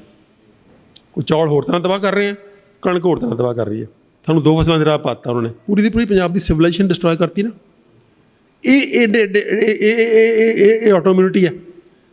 ਇਹ ਆਪਣੇ ਆਪ 'ਚ ਹੋ ਗਿਆ ਕਿ ਸਮਾਜ ਦੀ ਇੱਕ ਕਮਿਊਨਿਟੀ ਬਣੀ ਹੋਈ ਸੀਗੀ। ਸਮਾਜ ਦੀ ਇਮਿਊਨਿਟੀ ਨੂੰ ਤੁਸੀਂ ਸਮਾਜ ਦੀ ਇਮਿਊਨਿਟੀ ਸੀਗੀ ਕਿ ਤੁਸੀਂ ਨੈਚੁਰਲ ਫੂਡ ਬੀਜੋ, 20, 25, 50, 100 ਕਿਸਮ ਦੇ ਫੂਡ ਬੀਜੋ, ਉਹੀ ਫੂਡ ਨੂੰ ਉਸੇ ਬੀਜਾਂ ਨੂੰ ਅੱਗੇ ਲੈ ਕੇ ਜਾਓ, ਉਸੇ ਨੂੰ ਖਾਓ, ਉਹ ਵੈਰਾਈਟੀ ਆਫ ਫੂਡਸ ਖਾਓ, ਨੈਚੁਰਲ ਫੂਡਸ ਖਾਓ, ਤਾਂ ਕਿ ਤੁਸੀਂ ਆਪਣੀ ਪੀੜ੍ਹੀ ਨੂੰ ਅੱਗੇ ਵਧਾ ਸਕੋ। ਹੁਣ ਸਾਨੂੰ ਇਹਨਾਂ ਨੇ ਗਲਤ ਰਾਹ ਪਾ ਕੇ ਸਾਨੂੰ ਪਾਤਾ ਕਣਕ ਅਤੇ ਚੌਲ ਦੇ ਰਾਹ। ਉਹ ਕਣਕ ਚੌਲ ਅੱਜ ਸਾਨੂੰ ਕਹਿਣਾ ਪੈ ਰਿਹਾ ਕਿ ਕਣਕ ਵੀ ਬੰਦ ਕਰੋ, ਚੌਲ ਵੀ ਬੰਦ ਕਰੋ। ਇੱਕ ਚੀਜ਼ ਹੋਰ ਵੀ ਤਾਂ ਹੈ, ਜਿਹੜਾ ਪ੍ਰੋਸੈਸ ਸਾਡੇ ਮਣਕਿਆਂ ਨੂੰ ਤੋੜਦਾ, ਕੱਲਾ ਮਣਕਾ ਕਰਦਾ ਹੈਗਾ, ਉਸ ਪ੍ਰੋਸੈਸ ਦੇ ਵਿੱਚ ਵੀ ਤਾਂ ਕਦੇ ਖਰਾਬੀ ਆਉਣ ਕਰਕੇ ਇਹ ਚੀਜ਼ ਹੋ ਸਕਦੀ ਹੈ। ਨਹੀਂ ਉਹ 'ਚ ਕੋਈ ਖਰਾਬੀ ਨਹੀਂ ਆਉਂਦੀ। ਉਹ 'ਚ ਖਰਾਬੀ ਹੈ ਸਾਡਾ ਡਾਈਜੈਸ਼ਨ ਵੀਕ ਹੈ, ਸਾਡਾ ਹਾਜਮਾ ਹੀ ਹੈ ਨਾ। ਸਾਡੇ ਐਂਜ਼ਾਈਮਸ ਅਗਰ ਸਾਡੇ ਰਸ ਵੀਕ ਹੋ ਜਾਣਗੇ ਤਾਂ ਵੀ ਹੋ ਸਕਦਾ। ਬਿਲਕੁਲ ਸਹੀ ਹੈ ਗੱਲ ਤੁਹਾਡੀ। ਲੀਕੀ ਗੱਟ ਇੱਕ ਸਿਸਟਮ ਹੈ, ਅਤੇ ਦੂਜਾ ਇਹ ਵੀ ਹੋ ਸਕਦਾ ਕਿ ਸਾਡਾ ਜਿਹੜੀ ਸਾਡੀ ਪਾਚਨ ਪ੍ਰਣਾਲੀ ਹੈ ਉਹ ਇੰਨੀ ਸਟਰੋਂਗ ਨਹੀਂ ਹੈ ਕਿ ਉਹਨੂੰ ਫਟਾਫਟ ਮਣਕਿਆਂ 'ਚ ਤੋੜ ਦੇਵੇ ਅਤੇ ਉਹ ਸਿੱਧੇ ਲੰਘ ਜਾਂਦੇ ਅੱਗੇ। ਜਾਂ ਸਾਡੀਆਂ ਖਾਣ ਦੀਆਂ ਹੈਬਿਟਸ ਨੇ, ਜਾਂ ਸਾਡੇ ਫੂਡ ਨੂੰ ਅਸੀਂ ਪ੍ਰੋਸੈਸ ਕਰਕੇ ਖਾ ਰਹੇ ਹਾਂ। ਜੋ ਪ੍ਰੋਸੈਸਿੰਗ ਸਾਡੇ ਅੰਦਰ ਹੋਣੀ ਸੀਗੀ, ਜੋ ਅਸੀਂ ਖਾਣਾ ਮੰਨ ਲਓ ਅਸੀਂ ਤਾਂ ਖਾਣਾ ਸਾਡੇ ਮੂੰਹ 'ਚ ਕਿੱਦਾਂ ਹੁੰਦਾ, ਉਹ ਖਾਣਾ ਅਸੀਂ ਮੂੰਹ 'ਚ ਪਾਇਆ, ਬੁਰਕੀ ਪਾਈ ਨਾ, ਸਾਡਾ ਸਿਸਟਮ ਕਹਿੰਦਾ ਕਿ 32 ਵਾਰੀ ਚੱਬੋ ਉਹਨੂੰ, 32 ਵਾਰੀ ਚਿਊ ਕਰੋ। ਜਦੋਂ ਚਿਊ ਕਰਦੇ ਆ ਤਾਂ ਉੱਥੇ ਪ੍ਰੋਸੈਸਿੰਗ ਹੁੰਦੀ ਹੈ। ਫਿਰ ਜਦੋਂ ਫੂਡ ਪਾਈਪ 'ਚੋਂ ਲੰਘ ਕੇ ਪੇਟ ਚਲਾ ਜਾਂਦਾ, ਪੇਟ 'ਚ 2 ਘੰਟੇ 3 ਘੰਟੇ ਖਾਣਾ ਰੁਕਦਾ, ਉੱਥੇ ਪ੍ਰੋਸੈਸਿੰਗ ਹੁੰਦੀ ਹੈ। ਫਿਰ ਪੇਟ 'ਚੋਂ ਨਿੱਕੀ ਜਿਹੀ ਪਿਚਕਾਰੀ ਦੀ ਸ਼ਕਲ 'ਚ ਹੌਲੀ ਪੇਟ ਛੱਡਦਾ ਉਹਨੂੰ ਖਾਣੇ ਨੂੰ। ਕਿਉਂ ਹੌਲੀ ਛੱਡਦਾ? ਕਿਉਂਕਿ ਅਗਲੀਆਂ ਅੰਤੜੀਆਂ ਦੇ ਵਿੱਚ ਉਹਨੇ ਕੱਲੀ ਚੀਜ਼ ਨੂੰ ਖੂਨ 'ਚ ਖਿੱਚਣਾ, ਅਤੇ ਜੋ ਸਾਰਾ ਹੀ ਛੱਡ ਦੂਗਾ ਤਾਂ ਕਿੱਥੋਂ ਹਜਮ ਕਰ, ਉਹਨੇ ਰਸ ਕਿੱਥੋਂ ਆਉਣਗੇ? ਤਾਂ ਜਿਵੇਂ ਉਹ ਜਿਹਨੂੰ ਕਹਿੰਦੇ ਬੂੰਦਦਾਰ ਬੂੰਦ, ਜਦੋਂ 2-3 ਘੰਟੇ ਖਾਣਾ ਪਿਆ ਹੈ ਤਾਂ ਉਹ ਕੱਲਾ ਡ੍ਰੌਪ ਕਰਕੇ ਨਿੱਕੀ ਮਾਤਰਾ 'ਚ ਉਸ ਖਾਣੇ ਨੂੰ ਅੱਗੇ ਸਿੱਟ ਰਿਹਾ, ਤਾਂ ਕਿ ਉੱਥੇ ਜਿੰਨੇ ਰਸ ਨੇ ਉਹ ਸਾਰਾ ਉਹ 'ਚੋਂ ਕੱਢ ਲੈਣ ਜੋ 'ਚ ਕੱਢ ਸਕਦੇ। ਹੁਣ ਸਪੋਜ਼ ਅਸੀਂ ਖਾਣਾ ਜਿਹੜਾ ਐਸਾ ਖਾ ਲਿਆ ਸਿੱਧਾ ਹੀ ਅੰਦਰ, ਪਹਿਲੇ ਆਲਰੇਡੀ ਡਾਈਜੈਸਟਡ ਫੂਡ ਹੈ ਜਿਹਨੂੰ ਅਸੀਂ ਫਾਸਟ ਫੂਡ ਕਹਿੰਦੇ ਹਾਂ। ਫਾਸਟ ਫੂਡ ਕੀ ਹੈ? ਫਾਸਟ ਫੂਡ ਆਹੀ ਹੈ ਨਾ ਕਿ ਅਸੀਂ ਕੇਕ ਖਾ ਰਹੇ ਹਾਂ, ਕੇਕ ਨੂੰ ਅਸੀਂ ਕਰ ਰਹੇ ਹਾਂ, ਕੇਕ ਜਾ ਰਿਹਾ ਸਿੱਧਾ ਦਰਦ ਬਾਹਰ। ਆਈਸਕ੍ਰੀਮ ਖਾ ਰਹੇ ਹਾਂ, ਕੋਈ ਪ੍ਰਕਿਰਿਆ ਉਹਦੇ 'ਚ। ਤਾਂ ਜਿਹੜਾ ਖਾਣੇ ਦਾ ਇੱਕ ਪ੍ਰੋਸੈਸ ਸੀਗਾ ਓਰੀਜਨਲ ਖਾਣੇ ਦਾ, ਉਹ ਇੱਥੋਂ ਸ਼ੁਰੂ ਹੋ ਜਾਂਦਾ ਸੀਗਾ ਅਤੇ ਹੌਲੀ ਆਪਣੀ ਨੈਚੁਰਲ ਫਾਰਮ 'ਚ ਜਾਂਦਾ ਸੀਗਾ, ਅਤੇ ਉਸ ਹਿਸਾਬ ਨਾਲ ਰਸ ਬਣਦੇ ਸੀਗੇ। ਹੁਣ ਰਸ ਜਿਹੜੇ ਨੇ ਉਹਨਾਂ ਦੀ ਸਪੀਡ ਤਾਂ ਉਹੀ ਰਹਿਣੀ ਆ ਬਣਨ ਦੀ। ਜੇ ਤੁਹਾਡਾ ਖਾਣਾ ਤੁਸੀਂ ਇੱਦਾਂ ਦਾ ਖਾ ਲਿਆ ਕਿ ਉਹਨੇ ਰੁਕਣਾ ਹੀ ਨਹੀਂ ਹੈ ਉੱਥੇ ਪੇਟ 'ਚ, ਉਹ ਰੁਕਣ ਦੀ ਲੋੜ ਹੀ ਨਹੀਂ ਹੈ, ਕਿਉਂਕਿ ਖਾਣੇ ਦਾ ਸਾਈਜ਼ ਹੀ ਨਹੀਂ ਹੈ, ਤਾਂ ਲਿਕੁਇਡ ਬਣ ਗਿਆ, ਪਾਣੀ ਬਣ ਗਿਆ ਦੇ ਨਾਲ ਜਾਏਗਾ। ਤਾਂ ਸਾਰੇ ਦਾ ਸਾਰਾ ਅਸੀਂ ਜਿਹੜਾ ਆਪਣਾ ਖਾਣਾ ਪਹਿਲਾਂ ਤਾਂ ਬੀਜਣਾ ਅਨਨੈਚੁਰਲ ਕਰ ਲਿਆ, ਸਟੋਰੇਜ ਅਨਨੈਚੁਰਲ ਕਰ ਲਈ, ਪ੍ਰੋਸੈਸਿੰਗ ਅਨਨੈਚੁਰਲ ਕਰ ਲਈ, ਖਾਣਾ ਸਾਰਾ ਅਨਨੈਚੁਰਲ ਕਰ ਲਿਆ। ਤਾਂ ਉਹਦਾ ਅਸੀਂ ਖਾਮਿਆਜ਼ਾ ਨੈਟ ਰਿਜ਼ਲਟ ਭੁਗਤ ਰਹੇ ਹਾਂ। ਅੱਛਾ, ਜਿਹੜਾ ਤਣਾਅ ਹੈ ਕਿ ਸਾਡੀ ਜ਼ਿੰਦਗੀ ਨੂੰ ਬਹੁਤ ਤਣਾਅਪੂਰਨ ਬਣਾ ਲਿਆ ਸੀ, ਕਿਉਂਕਿ ਤਣਾਅ ਦੇ ਵਿੱਚ ਨੂਨ ਹੈ।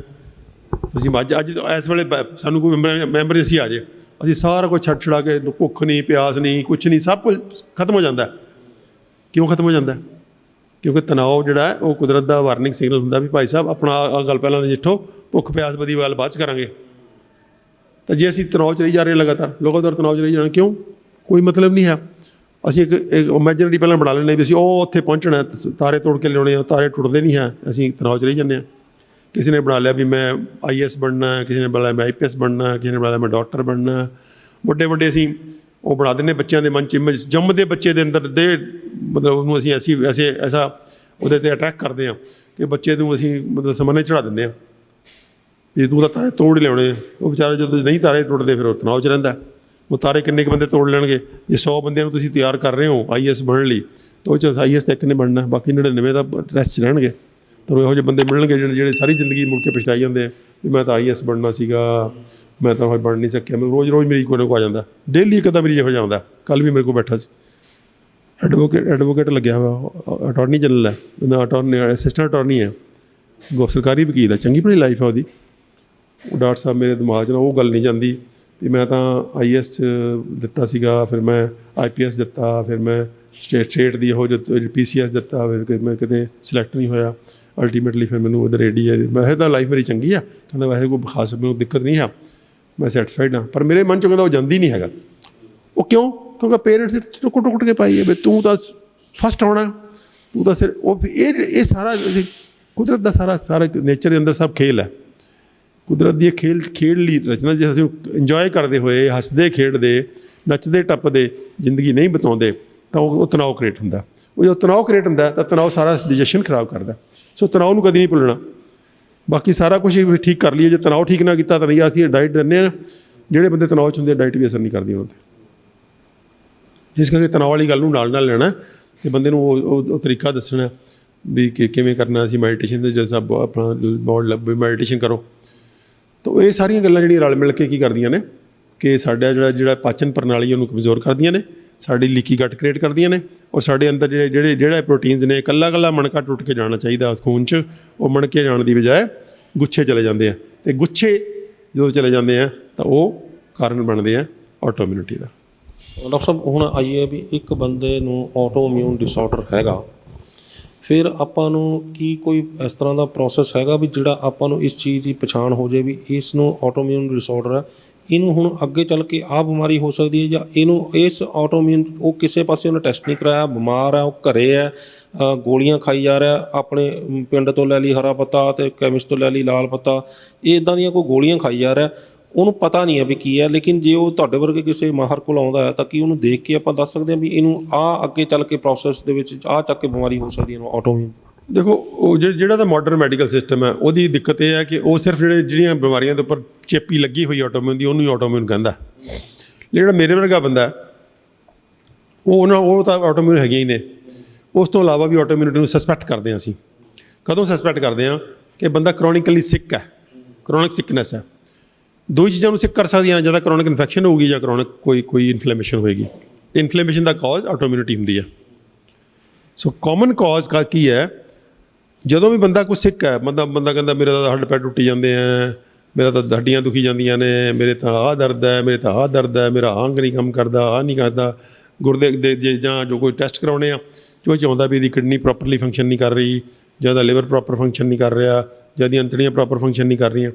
ਜੇ ਕਰੋਨਿਕ ਬਿਮਾਰੀ ਹੈਗੀ ਹੈ ਜਿਹੜੀ ਕਿ ਜਾ ਨਹੀਂ ਰਹੀ, ਕਿਉਂਕਿ ਬਿਮਾਰੀ ਕੁਦਰਤ ਜਿਹੜੀ ਹੈ ਇੱਦਾਂ ਦੀ ਹੈ ਕਿ ਬਿਮਾਰੀ ਕੁਛ ਬਿਮਾਰੀਆਂ ਉਹ ਜਿਹੜੀਆਂ ਆਉਂਦੀਆਂ ਨੇ ਤੁਹਾਡੇ ਇਮਿਊਨਿਟੀ ਨੂੰ ਠੀਕ ਕਰਨ ਵਾਸਤੇ ਆਉਂਦੀਆਂ ਨੇ, ਉਹ ਬੂਸਟ ਕਰਨ ਲਈ ਆਉਂਦੀਆਂ ਅਤੇ ਆ ਕੇ ਫਿਰ ਕਰਕੇ ਆਪਣਾ ਕੰਮ ਚਲੀ ਜਾਂਦੀਆਂ ਨੇ।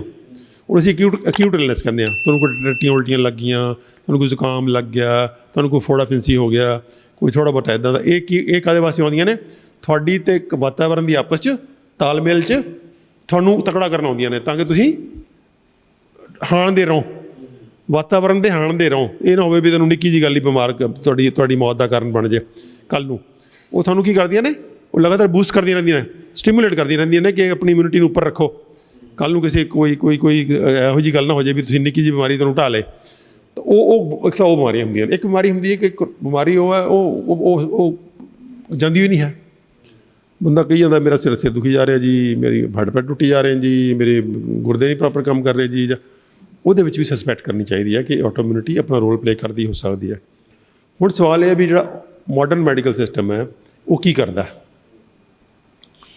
ਇੱਦਾਂ ਦੀ ਕਰੋਨਿਕ ਡਿਜ਼ੀਜ਼ ਨੂੰ ਡੀਲ ਕਰਨ ਲਈ? ਕਰੋਨਿਕ ਡਿਜ਼ੀਜ਼ ਵਿੱਚ ਦੋ ਗੱਲਾਂ ਹੋ ਸਕਦੀਆਂ, ਜਾਂ ਤਾਂ ਕਰੋਨਿਕ ਇਨਫੈਕਸ਼ਨ ਹੋ ਸਕਦੀ ਕੋਈ, ਜਾਂ ਕਰੋਨਿਕ ਇਨਫਲੇਮੇਸ਼ਨ। ਇਨਫੈਕਸ਼ਨ 'ਚ ਵੀ ਇਨਫਲੇਮੇਸ਼ਨ ਹੁੰਦੀ ਹੈ। ਕਰੋਨਿਕ ਇਨਫਲੇਮੇਸ਼ਨ ਅੱਜ ਇੱਕ ਪ੍ਰੂਵ ਹੋ ਚੁੱਕਿਆ, ਸਾਇੰਸ ਨੇ ਪ੍ਰੂਵ ਕਰਤਾ ਕਿ ਜਿੰਨੀਆਂ ਕਰੋਨਿਕ ਬਿਮਾਰੀਆਂ ਨੇ ਕਿਤੇ ਨਾ ਕਿਤੇ ਕਰੋਨਿਕ ਇਨਫਲੇਮੇਸ਼ਨ ਨਾਲ ਜੁੜੀਆਂ ਹੋਈਆਂ ਨੇ। ਯਾਨੀ ਕਿ ਤੁਹਾਡੇ ਅੰਦਰ ਸੋਜਾ ਹੈ ਕਿਸੇ ਨਾ ਕਿਸੇ ਤੱਕ 'ਚ, ਉਹ ਚਾਹੇ ਹਾਰਟ ਦੀ ਬਿਮਾਰੀ ਹੈ, ਚਾਹੇ ਉਹ ਅਸਥਮਾ ਹੈ, ਚਾਹੇ ਕੁਛ ਵੀ ਬਿਮਾਰੀ ਹੈ। ਇਹਦਾ ਮਤਲਬ ਕਰੋਨਿਕ ਤੁਹਾਡੇ OESR ਜ਼ਿਆਦਾ ਆ ਗਿਆ, CRP ਜ਼ਿਆਦਾ ਆ ਗਈ, ਉਹ ਸਾਰੀਆਂ ਉਸੇ ਦੀਆਂ ਨਿਸ਼ਾਨੀਆਂ ਨੇ ਕਿ ਤੁਹਾਡੀ ਬਾਡੀ ਦੇ ਅੰਦਰ ਕੋਈ ਇਨਫਲੇਮੇਟਰੀ ਪ੍ਰੋਸੈਸ ਚੱਲ ਰਿਹਾ। ਯਾਨੀ ਕਿ ਤੁਹਾਡੀ ਬਾਡੀ 'ਚ ਕੋਈ ਨਾ ਕੋਈ ਸੂਜਨ ਹੈ ਕਿਸੇ ਨਾ ਕਿਸੇ ਸ਼ਕਲ 'ਚ।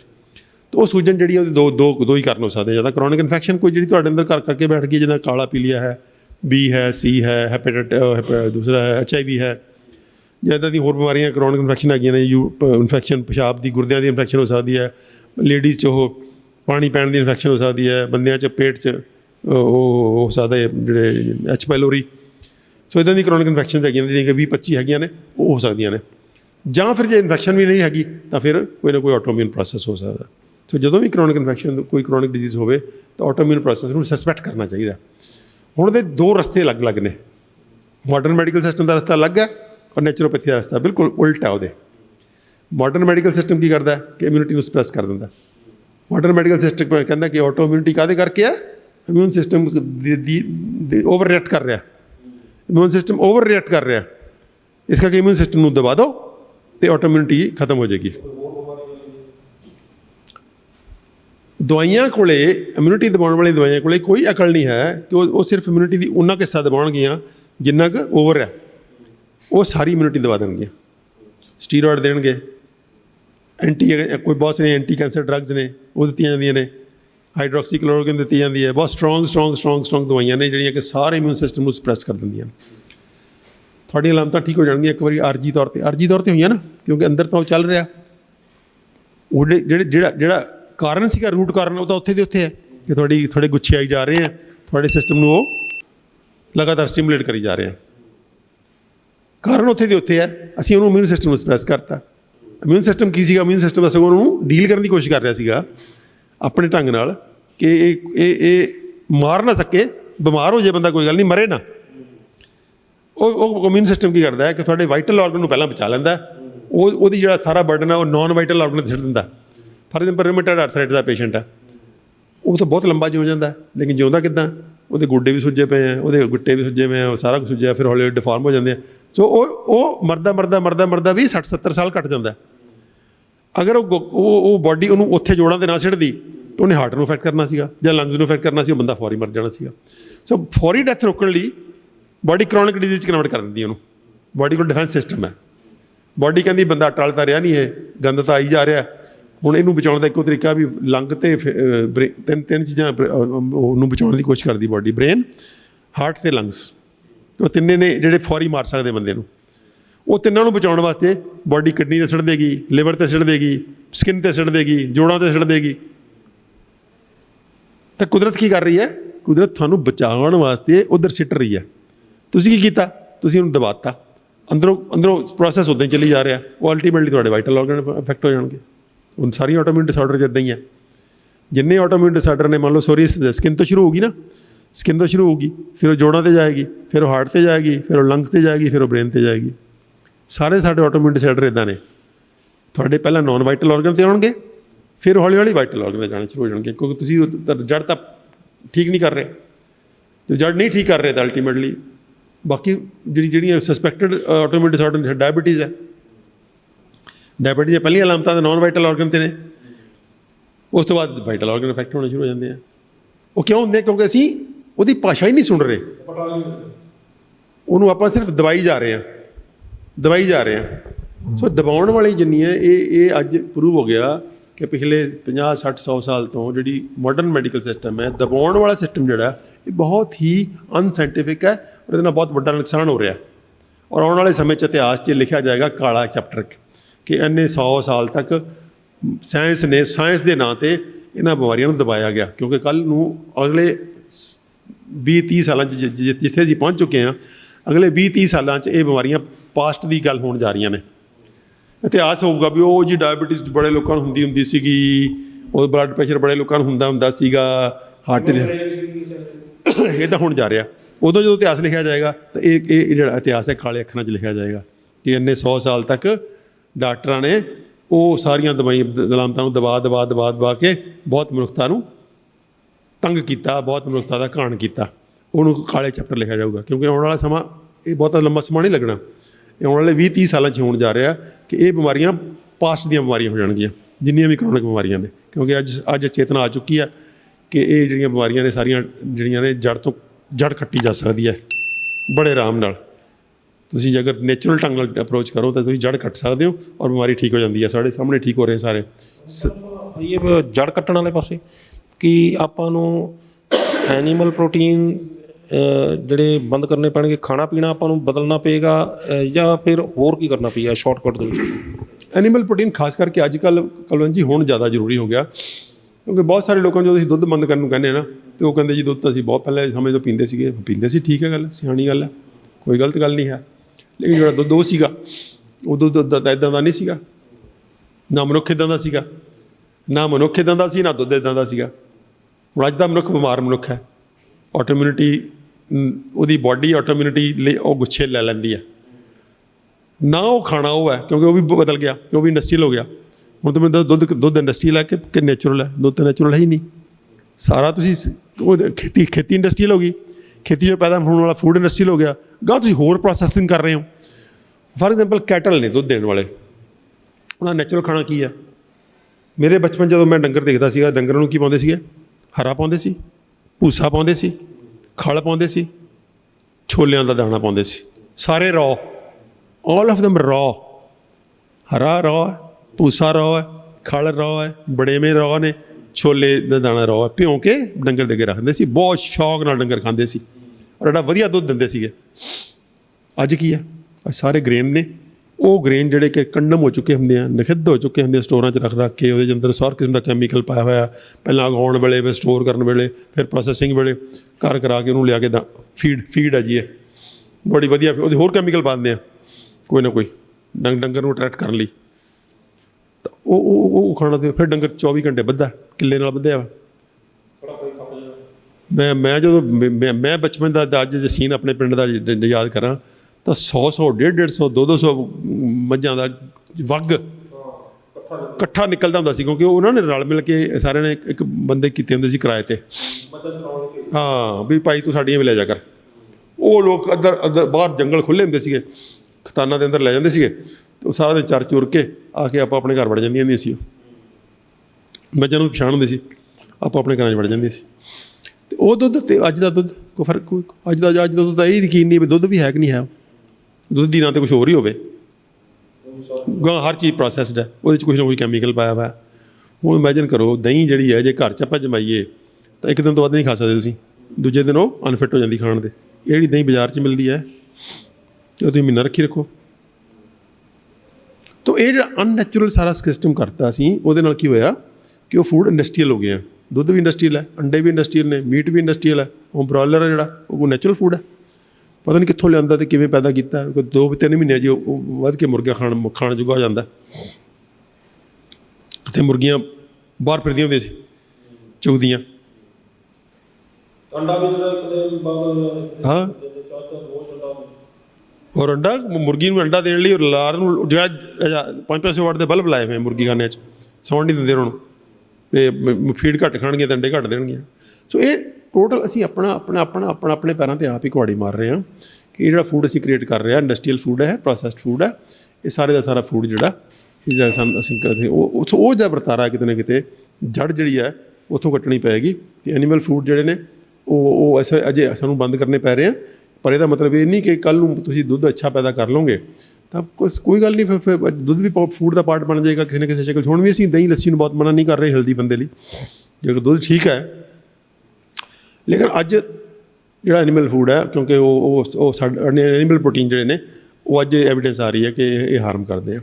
ਉਸ ਤੋਂ ਬਾਅਦ ਆਪਾਂ ਜਿਹੜੀ ਹੈਗੀ ਪ੍ਰੋਸੈਸਡ ਫੂਡ ਹੈ, ਪ੍ਰੋਸੈਸਡ ਫੂਡ ਨੁਕਸਾਨ ਕਰਦੇ, ਪ੍ਰੋਸੈਸਡ ਫੂਡ ਨੂੰ ਮਨਾ ਕਰਦੇ ਅਸੀਂ। ਪ੍ਰੋਸੈਸਡ ਫੂਡ ਨਾ ਖਾਓ, ਫਾਸਟ ਫੂਡ ਨਾ ਖਾਓ, ਔਰ ਨੈਚੁਰਲ ਢੰਗ ਦੇ ਫੂਡਸ ਖਾਓ। ਨੈਚੁਰਲੀ ਗਰੋ ਕਰੋ ਔਰ ਨੈਚੁਰਲੀ ਪ੍ਰੋਸੈਸ ਕਰੋ ਔਰ ਨੈਚੁਰਲੀ ਜਿਹੜਾ ਨੇਚਰ ਖਾਓ ਅਤੇ ਅਨਕੁਕਡ ਖਾਓ। ਤਾਂ ਉਹ ਸਾਰੇ ਦਾ ਸਾਰਾ ਵਰਤਾਰਾ ਅਸੀਂ ਜਿਹੜਾ ਕਰ ਰਹੇ ਹਾਂ ਉਹਦੇ ਅੰਦਰ ਉਹਦਾ ਜਿਹੜਾ, ਔਰ ਉਹਦੇ ਨਾਲ ਕੀ ਹੁੰਦਾ ਕਿ ਬਾਡੀ ਜੋ ਤਕੜੀ ਹੋ ਗਈ, ਹੈਲਦੀ ਹੋ ਗਈ, ਤਾਂ ਫਿਰ ਉਹਦੀ ਪਾਚਨ ਪ੍ਰਣਾਲੀ ਵਧੀਆ ਹੋ ਜਾਂਦੀ ਹੈ। ਜਦੋਂ ਪਾਚਨ ਪ੍ਰਣਾਲੀ ਇੰਪਰੂਵ ਕੀਤੀ ਤਾਂ ਫਿਰ ਤੁਹਾਡੇ ਅੰਦਰ ਗੁੱਛੇ ਜਾਣੇ ਘੱਟ ਜਾਣਗੇ, ਤੁਹਾਡੀਆਂ ਅੰਤੜੀਆਂ ਵੀ ਸਾਫ਼ ਹੋ ਰਹੀਆਂ ਨੇ। ਤੁਹਾਡੇ ਅੰਤੜੀਆਂ ਅੰਦਰ ਹੁਣ ਅੱਜ ਕਬਜੀ ਕਿੰਨੇ ਲੋਕਾਂ ਨੂੰ ਹੈ, ਜਣੇ ਖਾਣੇ ਨੂੰ ਕਬਜੀ ਆ। ਮਤਲਬ ਤੁਸੀਂ ਇਹ ਕਦੀ ਹੋਇਆ ਸੀ ਇਹਦੀ ਵੀ ਕਬਜੀ ਬੜੀ ਰੇਅਰ ਦੀ ਗੱਲ ਹੁੰਦੀ ਸੀ। ਭੁੱਕੀ ਫੀਮ ਖਾਂਦੇ ਸੀ ਉਹਨਾਂ ਨੂੰ ਸੁਣਿਆ। ਹਾਂ ਬਿਲਕੁਲ ਨੈਚੁਰਲ ਤਾਂ ਹੁੰਦੀ ਨਹੀਂ ਸੀ ਕਬਜ਼ ਦਾ ਕੀ ਮਤਲਬ ਹੁੰਦਾ ਸੀਗਾ। ਅੱਜ ਜਣੇ ਖਾਣੇ ਨੂੰ ਕਬਜੀ ਆ। ਕਬਜੀ ਇਸ ਕਰਕੇ ਖਾਣਾ ਹੀ ਨਹੀਂ ਸਾਡਾ ਠੀਕ ਹੈ। ਹੁਣ ਜਿਹਨੂੰ ਕਬਜੀ ਹੋ ਗਈ ਉਹਦੀ ਅੰਤੜੀਆਂ ਜਿਹੜੀਆਂ ਉਹ ਲੀਕੀ ਹੋਣਗੀਆਂ ਕਿਉਂਕਿ ਉਹਦੇ ਅੰਦਰ ਅੰਤੜੀਆਂ ਦੇ ਅੰਦਰ ਜਦੋਂ ਸੜਦਾ ਹੈ, ਮਤਲਬ ਤੁਸੀਂ ਕਿਤੇ ਵੀ ਚੀਜ਼ ਸੜਦੀ ਹੋਵੇ ਤਾਂ ਉਹ ਕਿੰਨੀ ਬਦਬੂ ਮਾਰਦੀ ਹੈ, ਕਿੰਨਾ ਉਹਦੇ ਅੰਦਰ ਸਾਰਾ ਗੰਦਮੰਦ ਪੈਦਾ ਹੁੰਦਾ, ਗੰਦੀਆਂ ਗੈਸਾਂ ਪੈਦਾ ਹੁੰਦੀਆਂ, ਉਹ ਸਾਰਾ ਅੰਦਰ ਪੈਦਾ ਹੁੰਦਾ। ਤਾਂ ਉਹ ਤੁਹਾਡੀ ਅੰਤੜੀਆਂ ਨੂੰ ਖਰਾਬ ਕਰੇਗਾ। ਸੋ ਉਹ ਜੜ ਕੱਟਣ ਦਾ ਮਤਲਬ ਹੈ ਕਿ ਆਪਾਂ ਹਵਾ ਪਾਣੀ ਵਾਲੀ ਗੱਲ ਤਾਂ ਕਰਦੇ ਹਾਂ। ਹਵਾ ਪਾਣੀ ਸਾਫ਼ ਸੁਥਰਾ ਹੋਣਾ ਚਾਹੀਦਾ, ਲੇਕਿਨ ਫੂਡ ਜਿਹੜਾ ਪਾਰਟੀਕੂਲਰਲੀ ਖਾਸ ਕਰਕੇ ਇਮੀਡੀਏਟਲੀ ਸਾਨੂੰ ਇੰਟਰਵੀਨ ਕਰਨਾ ਚਾਹੀਦਾ ਕਿ ਸਾਡਾ ਜਿਹੜਾ ਫੂਡ ਹੈ ਉਹ ਠੀਕ ਹੋਵੇ। ਸਾਡੇ ਨਾਲ ਜਿਹੜੇ ਉਸ ਤੋਂ ਬਾਅਦ ਆਪਣੀ ਇੰਟੈਸਟਾਈਨ ਨੂੰ ਹੈਲਦੀ ਕਰਨ ਲਈ, ਬਾਡੀ ਨੂੰ ਹੈਲਦੀ ਕਰਨ ਲਈ, ਉਹ ਇੰਟੈਸਟਾਈਨ ਬਾਡੀ ਦਾ ਪਾਰਟ ਹੀ ਹੈ ਨਾ। ਜਿਹੜਾ ਸਰੀਰ ਹੈਲਦੀ ਹੋਏਗਾ ਤਾਂ ਸਾਡੀਆਂ ਅੰਤੜੀਆਂ ਹੈਲਦੀ ਹੋਣਗੀਆਂ। ਤਾਂ ਉਹਦੇ ਵਾਸਤੇ ਅਸੀਂ ਮੈਡੀਸਨਲ ਪਲਾਂਟਸ ਦਿੰਦੇ ਹਾਂ, ਕਾੜਿਆਂ ਦੀ ਸ਼ਕਲ ਦਿੰਦੇ ਹਾਂ, ਜੂਸ ਦੀ ਸ਼ਕਲ ਦਿੰਦੇ ਹਾਂ, ਉਹ ਦਿੰਦੇ ਹਾਂ। ਕੁਛ ਵੈਸੇ ਕੱਚੇ ਖਾਣ ਨੂੰ ਕਹਿੰਦੇ ਹਾਂ। ਤਾਂ ਉਹ ਸਾਰਾ ਵਰਤਾਰਾ ਜਿਹੜਾ ਕਿਤੇ ਨਾ ਕਿਤੇ ਉੱਦਾਂ ਚੱਲਦਾ ਹੈ ਮੈਡੀਸਨਲ ਪਲਾਂਟ ਦੀ ਸ਼ਕਲ 'ਚ। ਫਿਰ ਐਕਸਰਸਾਈਜ਼ ਕਰਨੇ ਆ, ਕਿਉਂਕਿ ਜਿਹੜਾ ਬੰਦਾ ਵਿਹਲਾ ਬੈਠਾ ਰਹਿੰਦਾ ਉਹ ਵੀ ਬਿਮਾਰ ਹੁੰਦਾ। ਬਿਮਾਰ ਹੋ ਗਿਆ ਤਾਂ ਅੰਤੜੀਆਂ ਵੀ ਬਿਮਾਰ ਹੋਣਗੀਆਂ। ਤਾਂ ਉਹ ਕਿਤੇ ਨਾ ਕਿਤੇ ਐਕਸਰਸਾਈਜ਼ ਦੀ ਗੱਲ ਕਰਦੇ ਹਾਂ। ਅਤੇ 4 ਨੰਬਰ 'ਤੇ ਅਸੀਂ ਕਰਦੇ ਹਾਂ ਕਿ ਸਟ੍ਰੈਸ ਫਰੀ ਹੋਣਾ ਚਾਹੀਦਾ, ਕਿ ਤਣਾਅ ਨਾ ਹੋਵੇ। ਕਿ ਤਣਾਅ 'ਚ ਜਿਹੜਾ ਸਾਰੀਆਂ ਅੰਤੜੀਆਂ ਜਿਹੜੀਆਂ ਉਹ ਵੀ ਨਹੀਂ ਕੰਮ ਕਰ ਸਕਦੀਆਂ, ਪਾਚਨ ਪ੍ਰਣਾਲੀ ਕਮਜ਼ੋਰ ਹੋ ਜਾਂਦੀ ਹੈ। ਅਤੇ ਉਹ ਤਣਾਅ ਮੁਕਤ ਰਹਿਣਾ ਵੀ ਬਹੁਤ ਜ਼ਰੂਰੀ ਹੈ। ਅਤੇ ਫਿਰ ਜੇ ਕੋਈ ਹੈਲਪ ਦੀ ਲੋੜ ਹੈ ਤਾਂ ਫਿਰ ਨੈਚੁਰੋਪੈਥੀ ਦੀਆਂ ਕੁਛ ਕਿਰਿਆਵਾਂ ਨੇ, ਹੋਮੋਪੈਥੀ ਹੈ, ਆਯੁਰਵੈਦਿਕ ਮੈਡੀਸਨਸ ਨੇ, ਜਾਂ ਐਲੋਪੈਥੀ ਵੀ ਕਿਤੇ ਲੋੜ ਹੈ ਤਾਂ ਐਲੋਪੈਥੀ ਵੀ। ਤਾਂ ਇਹ ਸਾਰਾ ਸਿਸਟਮ ਜਿਹੜਾ ਇਹ ਜੜ ਕੱਟਣ ਵਾਲਾ, ਜਿਹੜਾ ਕੋਈ ਦਵਾਈਆਂ ਜਿਹੜੀਆਂ ਮਾਡਰਨ ਮੈਡੀਕਲ ਸਿਸਟਮ ਦਿੰਦਾ ਉਹਨੂੰ ਦਬਾਉਣ ਵਾਲਾ। ਤਾਂ ਦਬਾਉਣ ਵਾਲਾ ਸਿਸਟਮ ਨਹੀਂ ਕਰਨਾ। ਔਰ ਸਾਡੇ ਅੰਦਰ ਵੰਡਰਫੁਲ ਰਿਜ਼ਲਟਸ ਆ ਰਹੇ। ਕੋਈ ਆਟੋਮਿਊਨ ਬਿਮਾਰੀ ਨਹੀਂ ਟਿਕ ਰਹੀ। ਸਿੰਗਰੈਣੀ 1 ਸਾਲ ਠੀਕ ਹੋ ਜਾਂਦੀ ਹੈ। ਜਿਹਨੂੰ ਸਿੰਗਰੈਣੀ ਨੂੰ ਇਹ ਲਾਜ ਹੋਰ ਲੈਂਦੇ ਸਾਰੀ ਉਮਰ, ਅਲਟੀਮੇਟਲੀ ਬੰਦਾ ਜਾਂ ਤਾਂ ਉਹਦੀਆਂ ਅੰਤੜੀਆਂ ਖਰਾਬ ਹੋ ਜਾਂਦੀਆਂ ਨੇ, ਸਰਜਰੀ ਕਰਾਉਣੀ ਪੈਂਦੀ ਹੈ, ਜਾਂ ਉਹ ਕੈਂਸਰ ਹੋ ਜਾਂਦਾ। ਸੇਮ ਸੋਰੀਅਸਿਸ ਬਾਰੇ ਹੈ। ਸਕਿਨ ਦੀ ਸੋਰੀਅਸਿਸ ਹੈ, ਕੋਈ ਐਲੋਪੈਥਿਕ ਡਾਕਟਰ ਨਹੀਂ ਠੀਕ ਕਰ ਸਕਦਾ। ਸਾਡੇ ਕੋਲ 3 ਮਹੀਨੇ ਠੀਕ ਹੋ ਰਹੇ ਬੰਦੇ। ਰੂਮੇਟਾਇਡ ਆਰਥਰਾਈਟਿਸ ਬਿਲਕੁਲ ਰਿਵਰਸ ਹੋਣੇ ਸ਼ੁਰੂ ਹੋ ਜਾਂਦੇ ਆ। ਜਿਹੜੇ ਅਰਲੀ ਕੇਸ ਨੇ ਜਾਂ ਮੀਡੀਅਮ ਜਿਹੇ ਕੇਸ ਨੇ ਉਹ ਤਾਂ ਬਿਲਕੁਲ ਠੀਕ ਹੋ ਜਾਂਦੇ ਆ।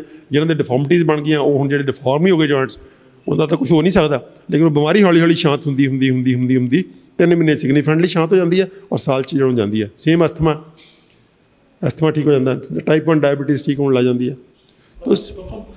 ਕੋਈ ਹਰਬਸ ਇਸ ਤਰ੍ਹਾਂ ਦੀਆਂ ਜੜੀਆਂ ਬੂਟੀਆਂ ਇਸ ਤਰ੍ਹਾਂ ਦੀਆਂ ਹੈਗੀਆਂ ਨੇ, ਆਪਾਂ ਐਲੋਪੈਥੀ ਨੂੰ ਅਗਰ ਛੱਡ ਦਿੱਤਾ ਜਾਵੇ, ਕੋਈ ਜੜੀਆਂ ਬੂਟੀਆਂ ਇਸ ਤਰ੍ਹਾਂ ਦੀਆਂ ਹੈਗੀਆਂ ਨੇ ਜਿਹੜੀਆਂ ਆਟੋਇਮਿਊਨ ਡਿਸਆਰਡਰ 'ਚ ਕੰਮ ਕਰਦੀਆਂ ਹੋਣ?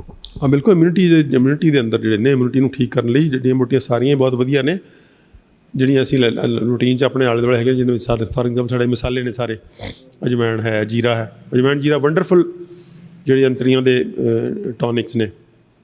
ਧਨੀਆ ਹੈ, ਲਾਚੀ ਛੋਟੀ ਹੈ, ਵੱਡੀ ਹੈ, ਲਾਚੀ ਹੈ, ਦਾਲਚੀਨੀ ਹੈ, ਇਹ ਸਾਰੇ ਮਸਾਲੇ ਜਿਹੜੇ ਨੇ ਇਹ ਸਾਡੇ ਪੁਰਖਿਆਂ ਨੇ ਜਿਹੜੇ ਬਣਾਏ ਹੋਏ ਆ, ਇਹ ਵੰਡਰਫੁਲ ਅੰਤਰੀਆਂ ਦੇ ਦੋਸਤ ਨੇ, ਸਾਡੀ ਅੰਤਰੀਆਂ ਨੂੰ ਸਿਹਤਮੰਦ ਰੱਖਦੇ ਆ। ਉਸ ਤੋਂ ਬਾਅਦ ਤੁਹਾਡੀ ਤੁਲਸੀ ਹੈ, ਤੁਹਾਡਾ ਪਾਨ ਪੱਤਾ ਹੈ, ਤੁਹਾਡਾ ਪਿੱਪਲ ਹੈ, ਨਿੰਮ ਹੈ, ਐਲੋਵੇਰਾ ਹੈ, ਪੁਦੀਨਾ ਹੈ, ਤੁਹਾਡਾ ਚਟਨੀਆਂ ਅਸੀਂ ਕਹਿੰਦੇ ਹਾਂ ਜਿਹੜੀਆਂ ਪੁਦੀਨਾ, ਧਨੀਆ ਅਤੇ ਮਰੂਆ, ਇਹਦੀ ਕੜੀ ਪੱਤਾ ਵੰਡਰਫੁਲ ਨੇ ਸਾਰੇ ਦੇ ਸਾਰੇ। ਜਿਹੜੇ ਕਿਸੇ ਨਾ ਕਿਸੇ ਸ਼ਕਲ 'ਚ ਅਸੀਂ ਕਿਸੇ ਨੂੰ ਚਟਨੀ ਦੀ ਸ਼ਕਲ ਦਿੰਦੇ ਹਾਂ, ਕਿਸੇ ਨੂੰ ਜੂਸ ਦੀ ਸ਼ਕਲ ਦਿੰਦੇ ਹਾਂ, ਕਿਸੇ ਨੂੰ ਕਾੜ੍ਹੇ ਦੀ ਸ਼ਕਲ ਦਿੰਦੇ ਹਾਂ। ਸੋ ਕਾਫੀ ਸਾਰੀਆਂ ਅਸੀਂ ਕੋਸ਼ਿਸ਼ ਕਰਦੇ ਹਾਂ ਕਿ ਜਿਹੜੇ ਨੈਚੁਰਲ ਫੂਡਸ ਨੇ, ਨੈਚੁਰਲ ਮੈਡੀਸਨਲ ਪਲਾਂਟਸ ਨੇ, ਇਹ 20-25-30 ਕਿਸਮ ਦੇ ਅਸੀਂ ਹਰ ਪੇਸ਼ੈਂਟ ਦੀ ਉਹਦੇ 'ਚ ਪਾ ਦਿੰਦੇ ਹਾਂ, ਝੋਲੀ 'ਚ ਕਿਸੇ ਨਾ ਕਿਸੇ ਸ਼ਕਲ 'ਚ।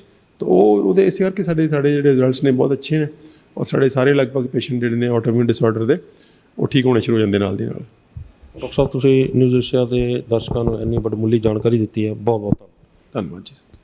ਸੋ ਸਾਨੂੰ ਡਾਕਟਰ ਅਮਰ ਸਿੰਘ ਆਜ਼ਾਦ, ਜਿਨ੍ਹਾਂ ਨੇ ਆਟੋ ਇਮਿਊਨ ਡਿਸਆਰਡਰ ਆਪਣਾ ਸਰੀਰਿਕ ਦਾ ਰੋਗ ਪ੍ਰਤੀਰੋਧਕ ਸ਼ਕਤੀ ਜਿਹੜੀ ਆ ਉਹ ਆਪਣੇ ਆਪ ਨੂੰ ਹੀ ਮਾਰਨਾ ਸ਼ੁਰੂ ਕਰ ਦਿੰਦੀ ਹੈ, ਬਿਮਾਰ ਕਰਨਾ ਸ਼ੁਰੂ ਕਰ ਦਿੰਦੀ ਹੈ, ਅਟੈਕ ਕਰਨਾ ਸ਼ੁਰੂ ਕਰ ਦਿੰਦੀ ਹੈ।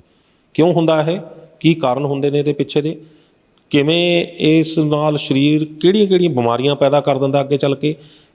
ਕਿਸ ਤਰੀਕੇ ਦੇ ਨਾਲ ਆਪਾਂ ਇਸ ਨੂੰ ਠੀਕ ਕਰ ਸਕਦੇ ਹਾਂ, ਅਤੇ ਕਿਹੜੀਆਂ ਚੀਜ਼ਾਂ ਉਹ ਨੇ ਜਿਹੜੀਆਂ ਸਾਨੂੰ ਬੰਦ ਕਰਨੀਆਂ ਪੈਣਗੀਆਂ, ਜਿਹੜੇ ਕੁਦਰਤ ਦੇ ਰਸਤੇ 'ਚ ਰੁਕਾਵਟ ਪੈਦਾ ਕਰਕੇ ਸਰੀਰ ਨੂੰ ਖਰਾਬ ਕਰਨੀਆਂ ਨੇ, ਉਹਨਾਂ ਤੋਂ ਆਪਾਂ ਨੂੰ ਹਟਣਾ ਪਏਗਾ। ਅਤੇ ਕਿਹੜੇ ਉਹ ਜੜੀਆਂ ਬੂਟੀਆਂ ਅਤੇ ਕਿਹੜੇ ਉਹ ਖਾਣੇ ਨੇ ਜਿਹੜਾ ਸਾਨੂੰ ਆਪਣੇ ਸਰੀਰ ਦੇ ਲਈ ਆਪਣੇ ਜੀਵਨ ਕਾਲ ਦੇ ਵਿੱਚ ਆਪਾਂ ਨੂੰ ਆਪਣੇ ਦਿਨਚਰਿਆ ਦੇ ਵਿੱਚ ਸ਼ਾਮਲ ਕਰਨੇ ਪੈਣਗੇ, ਜਿਹਦੇ ਨਾਲ ਸਾਡਾ ਸਰੀਰ ਜਿਹੜਾ ਉਹ ਉਹਨਾਂ ਹਾਲਾਤਾਂ ਦੇ ਵਿੱਚੋਂ ਮੁੜ ਤੰਦਰੁਸਤੀ ਵੱਲ ਮੁੜ ਸਕੇ। ਸੋ ਤੁਹਾਨੂੰ ਇਹ ਗੱਲਬਾਤ ਕਿਵੇਂ ਲੱਗੀ? ਆਪਣੀ ਰਾਏ ਸਾਨੂੰ ਸਾਡੇ ਕਮੈਂਟ ਬਾਕਸ 'ਚ ਜ਼ਰੂਰ ਦੇਣਾ। ਜੇਕਰ ਵੀਡੀਓ ਚੰਗੀ ਲੱਗੀ ਹੈ ਤਾਂ ਕਿਰਪਾ ਕਰਕੇ ਇਸ ਨੂੰ ਅੱਗੇ ਸ਼ੇਅਰ ਚਾਰੇ ਪਾਸੇ ਕਰ ਦਿਓ, ਤਾਂ ਕਿ ਇਸ ਆਟੋ ਇਮਿਊਨ ਡਿਸਆਰਡਰ ਨਾਮ ਦੀ ਜਿਹੜੀ ਮਹਾਂਮਾਰੀ ਦਾ ਰੂਪ ਲੈ ਰਹੀ ਜਿਹੜੀ ਬਿਮਾਰੀ ਹੈ, ਇਸ ਨੂੰ ਜਿਹੜਾ ਉਹ ਜਲਦ ਤੋਂ ਜਲਦ ਜਿਹੜਾ ਉਹ ਠੀਕ ਕਰਨ ਦੇ 'ਚ ਸਹਾਇਤਾ ਕੀਤੀ ਜਾ ਸਕੇ। ਸਾਡੇ ਚੈਨਲ ਨੂੰ ਲਾਈਕ ਅਤੇ ਸਬਸਕ੍ਰਾਈਬ ਕਰਨਾ ਨਾ ਭੁੱਲਿਓ। ਅਗਲੀ ਵਾਰ ਫੇਰ ਹਾਜ਼ਰ ਹੋਵਾਂਗੇ ਇੱਕ ਨਵੇਂ ਮੁੱਦੇ, ਇੱਕ ਨਵੇਂ ਮਹਿਮਾਨ ਦੇ ਨਾਲ। ਉਦੋਂ ਤੱਕ ਮੈਨੂੰ ਦਿਓ ਇਜਾਜ਼ਤ। ਧੰਨਵਾਦ।